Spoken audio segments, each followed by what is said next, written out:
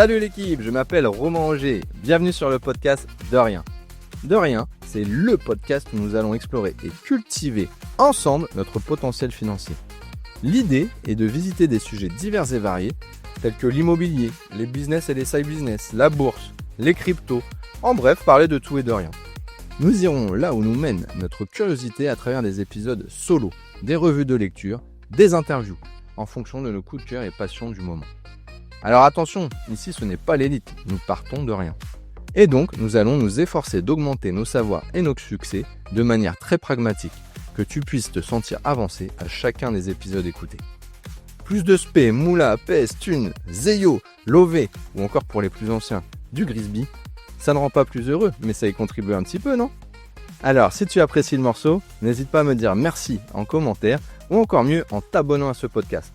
Je ne manquerai pas de te répondre avec mon plus beau « De rien ».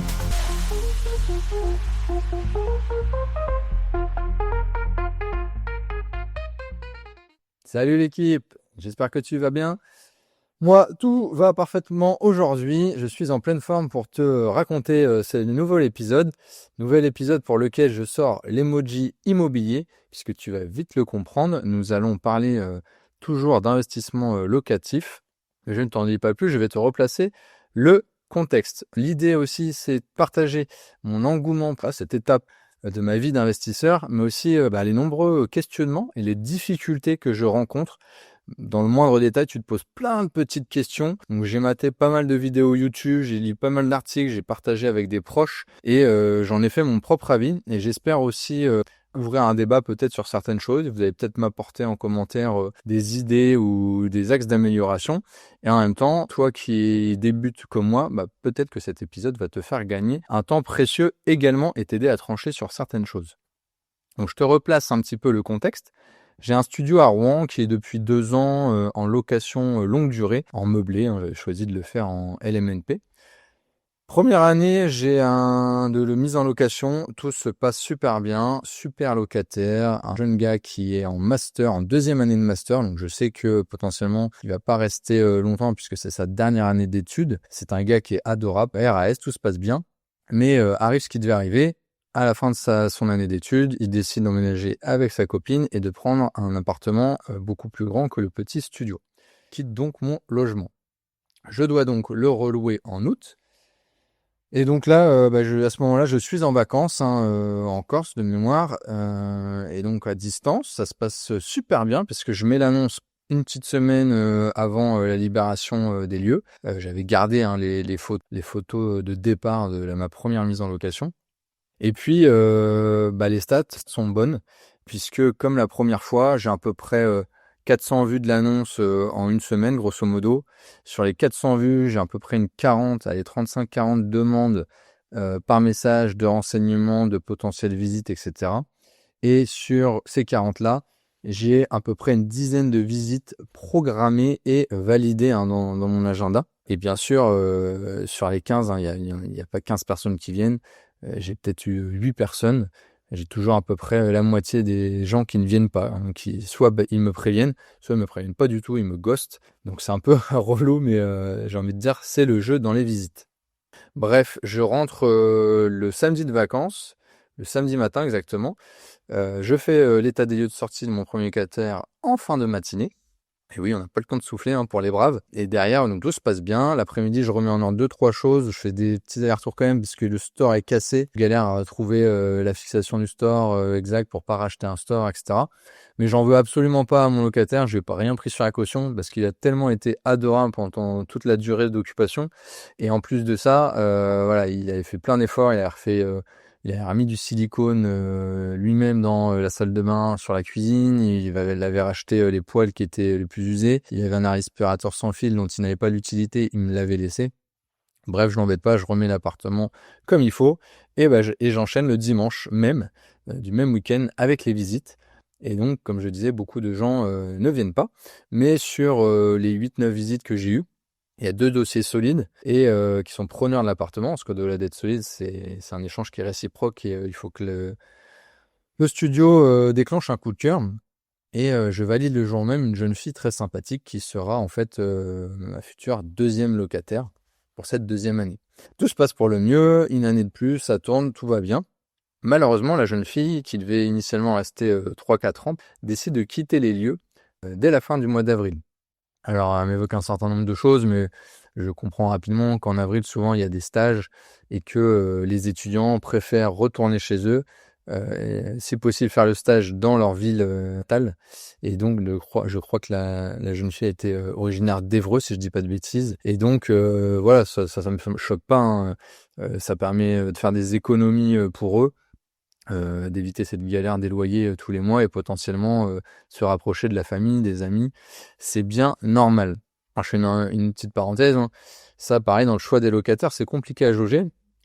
Jusqu'alors, je me suis plutôt bien débrouillé. En tout cas, j'ai eu de la chance. J'ai plutôt senti des bons locataires, voilà, au feeling, des bonnes personnes qui présentent bien, qui sont bien occupés de l'appartement, qui ont été respectueux. Néanmoins, sur le temps d'occupation, au tout début, je vais me poser la question de me dire, ok, est-ce que je prends une école de commerce ou une école de médecine première année? Parce que du coup, première année, potentiellement, ils vont faire 2, 3, 4 ans et donc j'aurai moins à changer de locataire. Bon, bah, on se rend compte que là, les deux, potentiellement, sont partis tôt et que, en fait, c'est pas maîtrisable. Et si on pousse la réflexion, on peut se dire que les premières années sont aussi des années où ils échouent le plus, où ils changent le plus de voies. Donc, peut-être privilégier des deuxièmes années et même en deuxième, troisième année, de toute façon, ce qui est arrivé pour un autre locataire, c'est que il y a des changements de cursus qui amènent à changer d'autres villes, etc. Donc, c'est vraiment pas une science exacte et que ce n'est pas facile à déceler. Revenons donc au départ de ma locataire au mois d'avril. Là, pour moi, c'est une véritable galère. Pourquoi? Parce que je le sais, en avril, la plupart des étudiants, ils rentrent chez eux, hein, comme j'ai expliqué. Et donc, au-delà de ça, que je comprends totalement pour ma locataire, je vais peiner à retrouver d'autres locataires sur cette période-là. Forcément, la demande va être, à mon sens, moins forte et ça va être chaud de trouver preneur à cette époque. Ouais, mais voilà, moi j'ai un crédit à rembourser tous les mois, donc il ne va pas falloir s'endormir. Je décide donc de remettre l'appartement en annonce sur Le Bon Coin pendant mes vacances. Comme j'y attendais, les stats ne sont pas du tout les mêmes. Ce coup-ci, non pas en une semaine, mais en 15 jours, j'ai eu, avec du mal, 50 vues. Et j'ai eu une seule demande qui est sur Le Bon Coin d'information qui n'a pas été transformée en visite. Donc là, je me rends compte que c'est vraiment chaud. Je décide tout de même de laisser l'annonce et ça me permet de voir l'appétence. Et donc, comme lors de mon achat, j'avais largement privilégié l'emplacement, on dit souvent en immobilier, hein, emplacement, emplacement, emplacement, et la qualité aussi du bien en cash flow, en fait, hein, j'avais pas privilégié cash flow, je fais très peu de cash flow, j'en fais même pas du tout d'ailleurs, je rembourse juste toutes les charges et je tombe à une opération nette à zéro, on va dire, et à égalité. Mais voilà, j'avais privilégié la qualité de l'appartement, le fait que ce soit une isolation classe D, etc., l'emplacement. Et donc, il est possible pour moi de passer ce logement en location de courte durée saisonnière via notamment des plateformes type Airbnb ou Booking. Et donc, ça va être vraiment l'objet principal de cet épisode parce que c'est une première pour moi. Il y a plein de choses à regarder, hein. Je vais devoir gérer du coup pas mal de choses et notamment les choses que j'avais pas avant, que je devais pas gérer, comme le wifi, le linge de maison, tout ce qui est basique de cuisine, etc. Euh, et donc du coup, je me suis relancé sur cette plateforme Airbnb. J'ai commencé à paramétrer, etc. Premier sentiment à chaud, il faut pas sous-estimer le temps que ça prend. Le temps que tu regardes un petit peu sur les différents tutoriels Airbnb, aussi vidéos YouTube, comment ça marche, comment le paramétrer pour pas faire de boulettes, parce que c'est quand même ton appart qui est derrière, ça prend un peu de temps. Et puis une fois que tu lances, il y a quand même pas mal de choses à compléter. Je vais revenir après. En l'occurrence, j'ai beaucoup douté aussi sur cette mise en location suite à mes recherches. Pourquoi? La première chose, c'est que j'ai un lit en 120 dans ce studio. Très juste, je trouve, selon moi, pour accueillir des couples. Déjà, 140, ça me semble le basique. 160, l'idéal, hein, le queen size. Mais voilà, 120, c'est peut-être un peu limite. Je n'ai pas de VMC dans la salle de bain et donc j'ai eu peur de me faire lyncher si les gens ressentent la moindre humidité. Alors j'avais acheté un déshumidificateur électrique que je mettais à dispo de mes locataires, donc sur des longues durées. Voilà, à partir du moment où la pièce était bien chauffée, bien aérée et qu'ils utilisaient ce déshumidificateur, il n'y avait pas de problème particulier. Voilà, normalement, on sait que sur de la saisonnalité, les voyageurs sont peut-être plus tatillons, et c'est normal, hein, attendre une prestation peut-être un peu plus quali, et donc ça me fait un peu flipper. Et puis je regarde sur Airbnb la concurrence sur Rouen, avec notamment leur outil de carte, et la concurrence est assez forte avec, disons-le bien qu'ils sont vraiment waouh, à des prix très raisonnables. Et ces mêmes biens ont un nombre de bons avis, d'avis 5 étoiles, assez fou. Voilà, il y a déjà pas mal forcément de personnes qui sont en coup de cœur ou en super haute. Donc super haute de mémoire, il faut avoir à l'année plus de 10 visiteurs et une note au-dessus de 4,8 si je dis pas de bêtises. Donc voilà, il y a quand même pas mal de levels et je trouve que la concurrence est beaucoup plus rude. Alors peut-être aussi parce que le gain et le profit peut-être plus important. Mais en tout cas, je trouve la concurrence beaucoup plus rude que sur Le Bon Coin en location longue durée, où là, pour le coup, je trouvais que les studios manquaient de déco, voilà, d'attractivité, etc. Et c'était plus simple pour moi. Donc finalement, j'en discute un soir avec un pote et sa femme, car je sais qu'ils avaient de la même manière, de façon ponctuelle, un appart qu'ils avaient loué en Airbnb qui avait plutôt bien marché, hein, c'était l'histoire de quelques temps. Et là, ils me dédramatisent toutes mes barrières. Plutôt cool de leur part, ils ont été bonne écoute pour moi à ce moment-là. Ils me disent, voilà, ton lit, tu t'en fous, regarde, nous on part en vacances, donc c'est un couple quand même qui sont parents, qui ont des enfants, donc forcément qui ont besoin d'un minimum de confort, en tout cas qui exigent un minimum de confort. Voilà, le sang partent en vacances, ça les dérange pas. Et puis pour les avis, ils me disent aussi, ils démontent cette idée que j'ai, bah, il faut bien commencer en fait. Tu mets la réduc qui est possible sur Airbnb des 3 premiers voyageurs et tu les bichonnes pour récolter les 5 étoiles et après tu embrayes tranquillement. Effectivement, hein, dans les options d'Airbnb, tu as 3 remises et la première est de dire, voilà, les 3 premiers voyageurs qui réservent le bien, eh bien ils ont 20% de remise. Tu as aussi possibilité d'enclencher une remise de 10%. Alors, je ne sais plus sur quel critère, je crois que c'est au-delà d'une semaine. Et pour, si tu souhaites des séjours de plus de 1 mois, 28 jours, quelque chose de ce goût-là, là, tu peux enclencher une remise de 25%. Donc voilà, tu peux vraiment créer de l'appétence avec des promos. Et effectivement, je me dis, après cette réflexion avec mes potes, qu'est-ce que j'ai à perdre sinon une expérience? Donc c'est vraiment pas facile quand tu connais pas de se lancer dans l'inconnu. Moi, c'est encore un de mes gros freins psychologiques de me dire c'est quand même un stress financier de fou de dire en fait je vais pas pouvoir rembourser mes crédits, je vais me mettre dans une difficulté. Et en fait voilà, je me dis voilà, il faut passer cet été pour me faire mon avis et qui sait une super nouvelle opportunité. Il y a certaines personnes qui arrivent à doubler voire à tripler leur loyer avec de la courte durée. Et si cela ne me convient pas, je pourrais encore le remettre en location longue durée fin août, là où je pense que la période est beaucoup plus propice à retrouver des étudiants pour l'année, pour la longue durée. Je décide donc de me lancer à fond. Et voici donc pour l'instant ce que je peux te partager à chaud.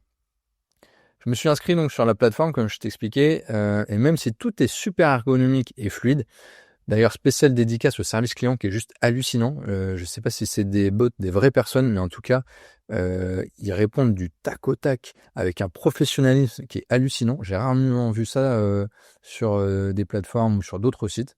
Chapeau à eux. Eh bien, donc malgré le fait que tout soit ergonomique, je trouve que c'est un temps à ne pas négliger. Ça m'a pris quand même quelques heures, hein, je dirais entre 5 et 10 heures facile.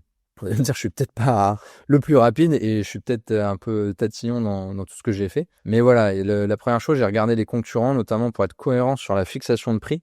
Ah oui, toi, tu as une idée de prix, mais c'est pas le prix que tu as envie de louer le bien uniquement pour te faire le pognon. Il faut aussi être cohérent par rapport à l'attractivité de mon bien, par rapport à ce que font d'autres biens du même style dans la même ville, dans le même quartier, voire dans la même rue. Alors moi, j'avais la chance que dans mon quartier, donc je rappelle côté Saint-Maclou, dans Rouen, eh bien j'ai qu'un ou deux appartements qui sont dans des rues adjacentes, qui sont pas dans la même rue. Je suis le seul dans cette rue-là. Mais néanmoins, voilà, c'était pas simple, fallait bien regarder.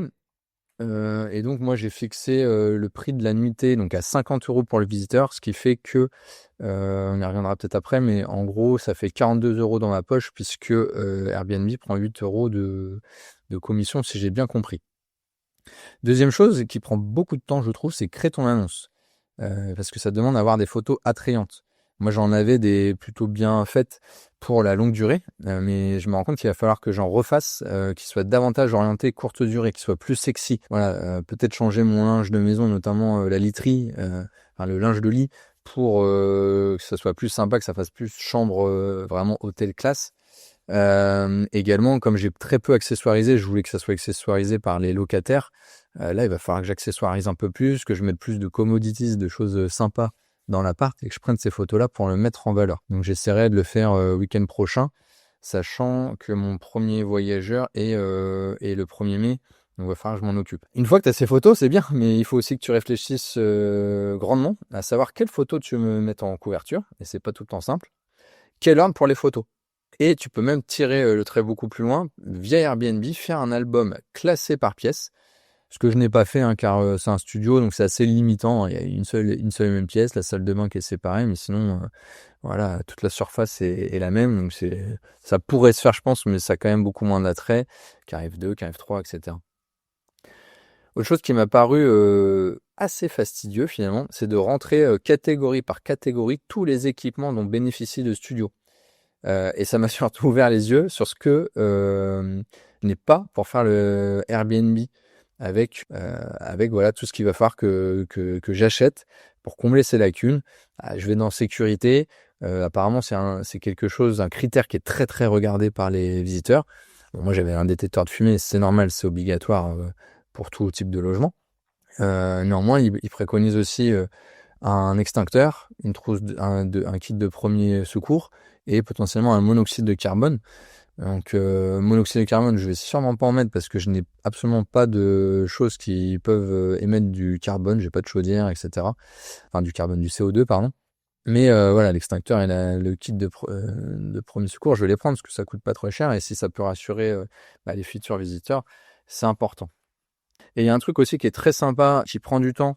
Pour remplir ton annonce, tu peux, je t'en ai déjà parlé, mais tu peux remettre à jour aussi ton profil. C'est hyper important parce que de mettre une photo qui te rend sympathique et qui donne envie aux gens de visiter ton logement, avec quelques données sur toi. Il y a la langue, par exemple. Donc, s'il y a des étrangers, ça permet de les rassurer sur le fait qu'ils pourront échanger s'il y a besoin en anglais, voire en espagnol dans mon cas. Et puis c'est sympa, c'est personnalisable, donc tu peux rajouter tes centres d'intérêt, voilà, autant de choses que tu souhaites ton métier pour potentiellement ouvrir la discussion. Je sais qu'il y a beaucoup de personnes qui aiment bien discuter aussi avec les voyageurs avant de faire une validation, voilà, pour prendre un peu la température, voir un peu l'état d'esprit. Et dernière chose qui est hyper intéressante, c'est que encore une fois, Airbnb te permet de proposer un mini guide. Donc moi j'ai fait un mini guide de Rouen forcément. Et donc tu as plusieurs catégories, mais en grosso modo les deux incontournables, ce sont justement les incontournables à visiter dans Rouen. Donc je me suis fait un malin plaisir à retourner sur les sites de l'Office du tourisme, les différents sites de visite. Et ça m'a permis de faire un truc très sympa sur ce qu'il y avait à visiter avec ma propre expérience, parce que j'adore visiter ma ville. Et d'ailleurs, je la visite de plus en plus en ce moment. Et donc, de vraiment mettre mes coups de cœur. Et le deuxième item est donc sur les coups de cœur resto, gastronomie. Pareil, j'ai pu mettre des trucs très sympas que je connaissais dans le quartier à 2 pas. Voilà, avec différents budgets et tout. Mais donc, c'est pareil, hein, c'est un métier. Ça demande un peu de temps de dire, OK, je vais pas mettre que les restos dans le même quartier. Il faut peut-être que j'en mette dans d'autres quartiers qui sont intéressants, que je mixe un peu les budgets, que je mixe un peu les sortes de restaurants aussi. Si je mets que des brasseries, bon, c'est peut-être un peu relou. C'est peut-être bien aussi d'avoir une petite pizzeria très sympa, voilà, pour un repas pas trop cher et rapide. Enfin voilà. Et la dernière chose qui est hors là pour le coup Airbnb, mais qui est vivement recommandée sur beaucoup de sites, par beaucoup de youtubeurs qui sont déjà dedans, c'est de prendre le temps de réaliser un livret d'accueil. Alors ça prend pas mal de temps. Je veux mettre toutes les chances de mon côté pour devenir super hot et donc a priori Comme c'est super apprécié, je me suis lancé. Alors je l'ai pas terminé, il y avait pas mal de choses que j'ai pas encore. Je voudrais reprendre des photos une fois tout installé pour que ça soit propre. Mais ça permet sûrement, je pense, et sûrement d'éviter des appels des voyageurs qui pourraient être inutiles et des questions donc inutiles du style comment allumer la télé, quelle est la clé Wi-Fi, etc. Donc je vais le faire. Et donc petite précision. Et les plus malins d'entre vous vont sûrement me dire ouais, t'es bête, t'aurais dû utiliser ChatGPT, tu lui sors le prompt, il va te faire le livret d'accueil, etc. Peut-être, c'est possible, mais moi ça fait partie aussi de mon aventure. Ça m'a forcé à retourner voir ce qui se passait sur les sites de l'Office du tourisme, à retourner à l'Office du tourisme, à parler avec des gens de l'Office du tourisme, voilà, à me plonger dans mon quartier, de faire mes recherches et finalement d'accumuler de la connaissance. Donc demain, si on me questionne sur mes quartiers, pour X ou Y raison, si je fais un check-in avec un voyageur, qu'on discute, je sais lui redire tout ça, et c'est quelque chose qui me plaît. Donc non, je n'ai pas voulu passer par ChatGPT, j'ai voulu humaniser cette tâche, quand bien même elle me prenait pas mal de temps. Alors une fois l'annonce postée, j'ai été vraiment dans l'expectative et il n'y a rien eu pendant 2 jours. Je fais une petite aparté rapide. Si toi, tu as eu le même problème, je tiens à le partager. Moi, ça a été vraiment dur psychologiquement. Parce que déjà, comme je te l'ai dit, j'avais mis une annonce sur le Bon Coin qui a eu très peu de réussite. Et puis là, sur Airbnb, pendant 2 jours, alors tu passes énormément de temps et tout, tu travailles, tu fais ton truc, tu postes. Et là, bah, t'as rien. Et psychologiquement, c'est hyper, hyper dur. Je dirais pas que j'en ai pas dormi, mais ça m'a vraiment travaillé. Bah, parce que tu dis, voilà, au-delà d'avoir bossé, si je loue pas, je suis dans le pétrin. J'ai mon prêt à rembourser. Et voilà, on dit souvent, bah, ceux qui font de la location, c'est des nantis, des rentiers, etc. Ouais, et ben, je peux vous dire qu'il y a ce stress de ça va être compliqué, comment je vais faire? Et bah, voilà, faut aussi apprendre à gérer ce stress, à rebondir, à prendre le positif et aller de l'avant.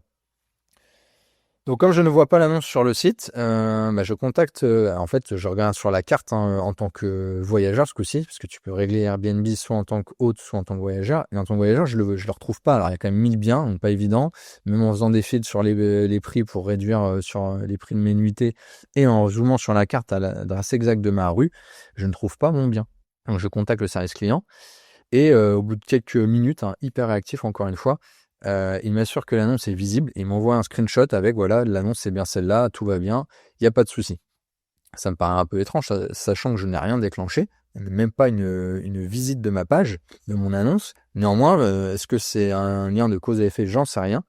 Mais j'ai finalement des choses qui commencent à se débloquer, des demandes qui commencent à se faire avec des questions, etc. Donc je me dis, bah, c'est top. Et donc, pour ce mois de mai à venir, j'ai 3 visiteurs aujourd'hui, pour un total de 372 €. Donc, mon crédit à rembourser sur cet appartement est de 474 €. Donc ça ne comprend pas forcément, derrière les charges que je vais avoir, charges de copropriété, hein, qui sont assez faibles, mais qui sont d'une trentaine d'euros. L'électricité que je devrais régler. Et puis également donc potentiellement les charges annexes type qu'il faut pas négliger, hein, mais type, internet, les petites commodités comme, la mise à dispo, d'une bouteille d'eau, de café, et cetera. Mais en tout cas, cela me rassure grandement car à ce stade, bah, ça permet d'amortir déjà et de moins criser. Je me dis voilà, même si, je couvre pas l'entièreté du loyer, le plus gros est fait. Je sais que du coup ça s'est amorcé sur Airbnb, je vais pouvoir travailler dessus, bichonner mes 3 premiers voyageurs pour aller chercher des bons avis et potentiellement générer de nouvelles, réservations et ça me motive, ça me remet du baume au cœur, vraiment. Par rapport à cela, donc les promos pour amorcer, selon moi, n'ont pas facilité, hein, la rentabilité, mais je me dis que l'important, il n'est pas là. C'est plutôt d'avoir rapidement des visiteurs et de se faire connaître finalement. Donc comme je te l'avais peut-être dit avant, donc, de manière raisonnable, j'ai placé la nuit à 42 €, qui fait que le visiteur paye en réalité 50 €. A priori, le taux d'occupation sur Airbnb est plutôt entre 50 et 70%, hein, selon les lieux, selon l'attractivité du bien. Et donc moi, j'essaie de télescoper un peu cela en me disant que je pourrais toucher potentiellement entre 630 et 840 € de loyer via ce site. Et donc mes projections dans le futur proche, dans mon futur de bisounours et monde idéal, j'aimerais bien que mon taux d'occupation soit au max, et donc minimum pour moi de 70%. Je pense que c'est jouable, quitte à avoir plus de petits séjours et plus de petits visiteurs. Donc d'ailleurs, j'avais mis un minimum de 3 nuits, parce que je me suis dit, bon, quitte à s'embêter, à changer de drap, à refaire le ménage et tout, 3 nuits, je pense que c'est raisonnable. En 2 là, ça fait quand même beaucoup de contraintes pour potentiellement peu d'argent. Puis imaginons quelqu'un qui te prend une nuit le samedi et qui ne prend pas le vendredi, dimanche, ou le jeudi, le vendredi, bon, bah, il casse le week-end potentiellement d'un autre voyageur.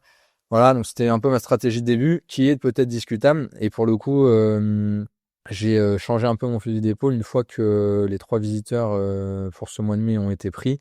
J'ai rebaissé légèrement à certains moments de la semaine à 2 nuits, en me disant, bah voilà, la personne qui veut venir le lundi, le mardi soir, je vais pas la forcer à faire 3 nuits. Moi, ça me permet de combler un vide en fait qui est plus dur à combler dans le planning, et au moins ça fait une petite rentrée.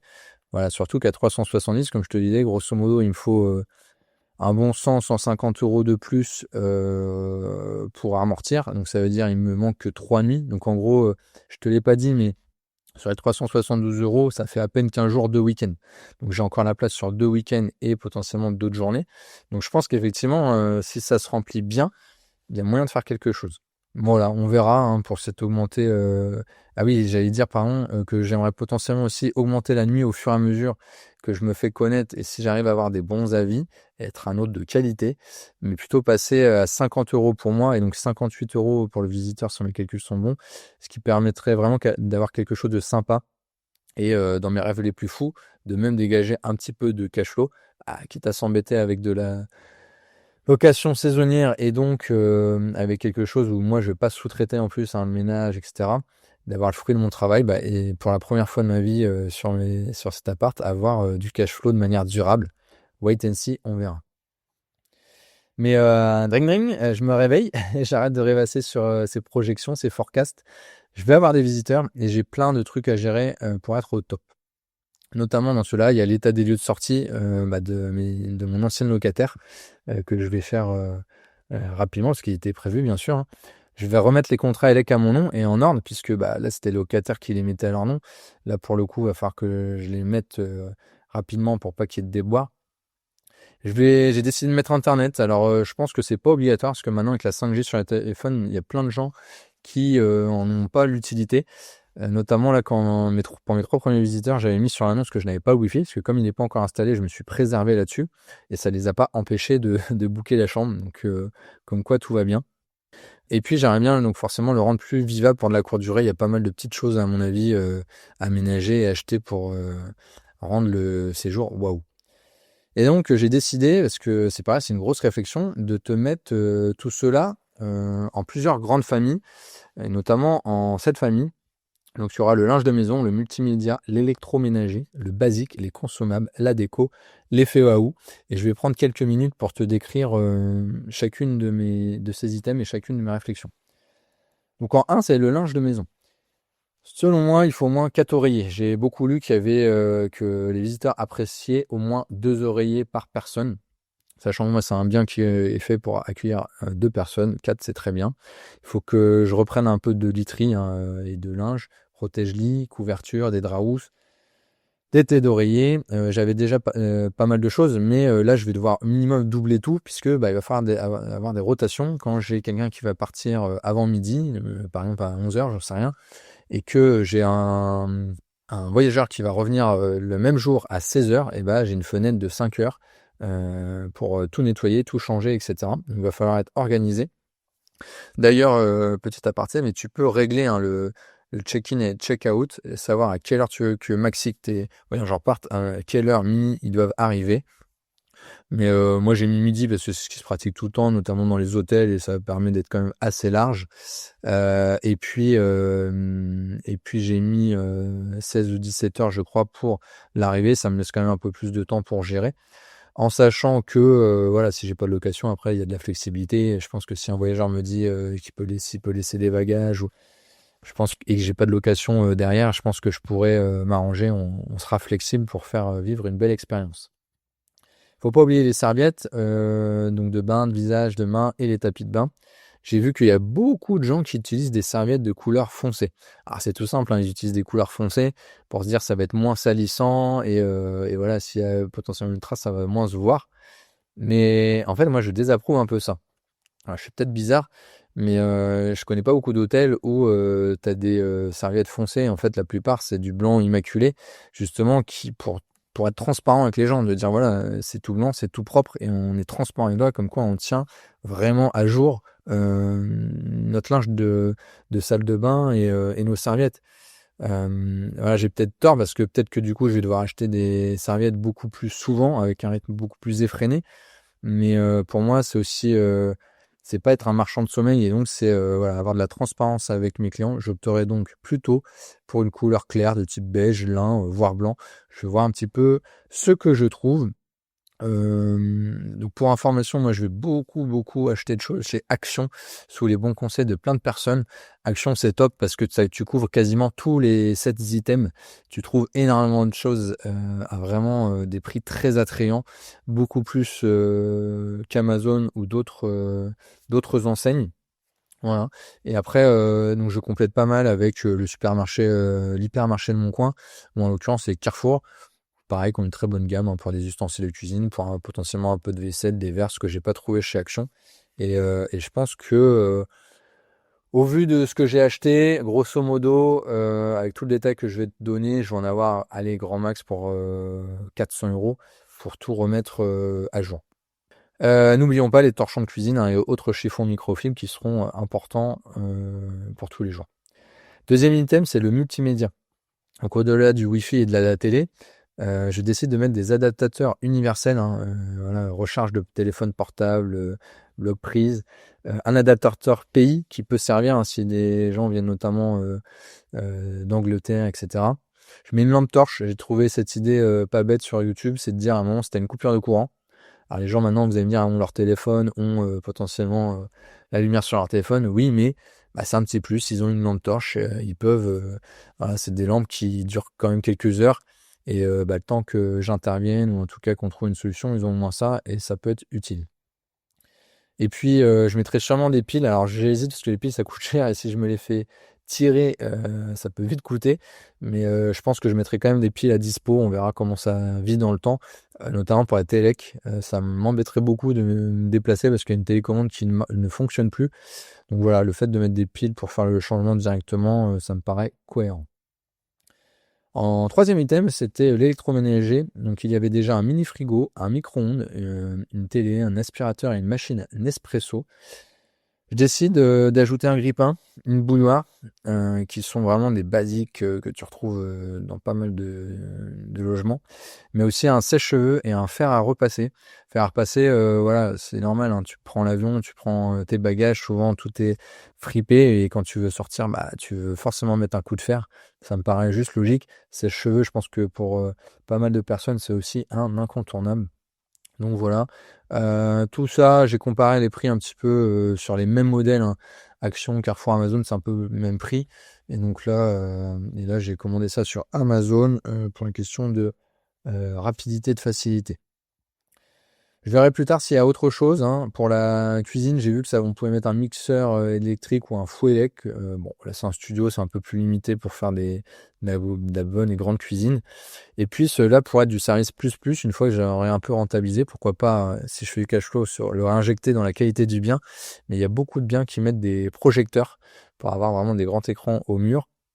Et je me posais aussi cette question qui peut être très sympa, c'est à la demande, mettre une console rétro, une Nintendo 64, une Super NES ou une console d'actualité. Ça peut être très sympa à méditer. Bah, sur le basique, hein, c'est à remettre notamment tout ce qu'il faut dans la cuisine particulièrement, c'est-à-dire vérifier qu'il y ait le couteau à pain, l'éplucheur de légumes. En idée, il y avait aussi les Tupperware pour que les gens puissent emporter les plats qu'ils consommaient. Donc ça, je trouvais ça sympa, j'en ai pris quelques-uns. Voilà, c'est de remettre des choses comme ça pour faciliter la vie. Cinquième item, le consommable. Ça, c'est important, il faut bien y réfléchir. Donc un peu en popcorn. C'est tout ce dont il faut penser pour que le visiteur arrive serein, selon moi, et donc le PQ.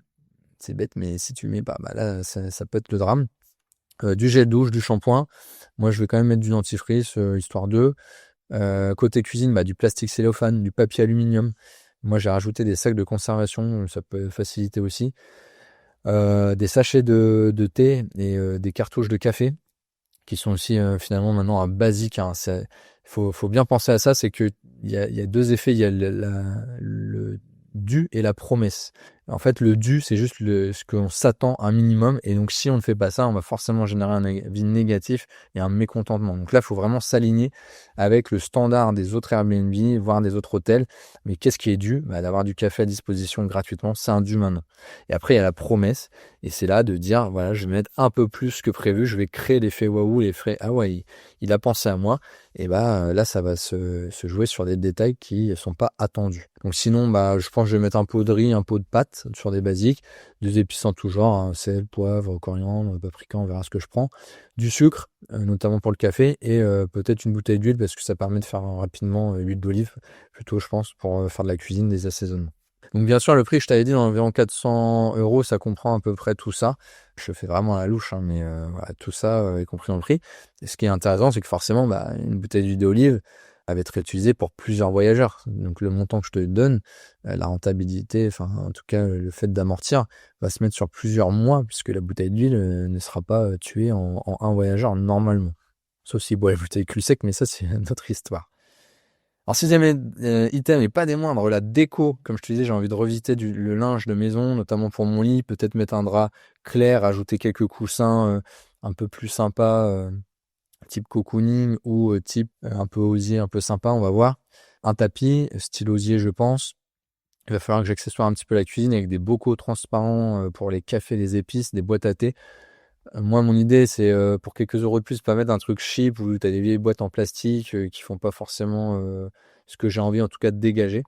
J'ai envie de faire une idée qui me tient vraiment à cœur. Alors là, c'est vraiment du bonus pour le coup, mais ça me tient à cœur. C'est de mettre des livres et avec un serre-livre. Il y a des serre-livres très sympas, vous savez, un peu en étain avec un socle marbre. Et les livres, c'est ma passion. J'adore lire, j'ai pris plaisir à relire. J'ai acheté une dizaine de livres là sur Rouen.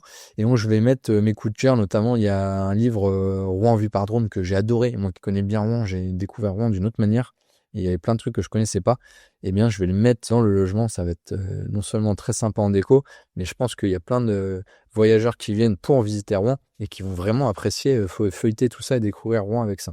Je vais remettre quelques contenants aussi, des écuelles en bois pour mettre les fruits, des petits bols pour poser des clés potentiellement ou un vide-poche finalement, un panier en osier pour le linge, etc.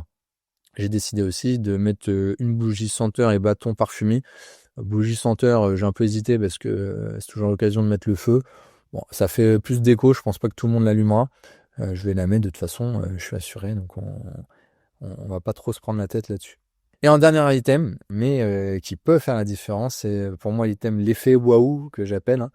Hein. Eh bien, j'ai décidé de regrouper sur la table, en guise de bienvenue, un petit mot manuscrit et chaleureux avec un guide de la ville offert. En fait, je suis passé à l'office de tourisme et tu as un tout petit guide, 20-30 de pages, mais qui est très bien fait, qui coûte 2 €. Et donc, 2 €, c'est rien du tout pour moi. Et donc, je me dis, voilà, ce petit guide avec un mot vraiment personnalisé, le nom de la personne, un mot différent à chaque fois, ça fait vraiment chaud au cœur. Et puis, je pense que je mettrai quelques bonbons avec ça pour ornementer. Alors, je pensais genre à des petits bonbons, voilà, le but c'est pas de mettre non plus 15 balles de bonbons, mais de mettre des petits arlequins, des petits régalas, des petites sucettes, à voir ce que je vais mettre. Et puis en feuilletant là les guides de l'office du tourisme, je me rends compte qu'il y a des très bonnes confiseries locales rouennaises. Et donc je pense que je vais aller visiter une ou deux confiseries, voir si j'arrive à avoir des bonbons qui soient et locaux, qui représentent bien ma ville et mon terroir, et qui sont à des prix abordables. Et donc là, j'aurais vraiment un gros match, un truc vachement gagnant-gagnant. Je mettrai aussi, je pense, minimum une bouteille d'eau et canette de Perrier dans le frigo. Quand tu arrives, que tu n'as rien acheté tout, tu es peut-être bien content de pouvoir boire un coup. Et je verrai, ça c'est à décider, si je mets pas une bouteille de cidre normand qui est excellent d'ailleurs. Bon, après, tout le monde n'aime pas l'alcool, bon, à réfléchir. Enfin, dans les effets waouh, et encore une fois qui me tient à cœur, c'est les choix de livres, hein, j'en parlais précédemment, les choix de livres de tourisme. Je pense que je pourrais vraiment faire un épisode rien que sur ça, si vous êtes chaud.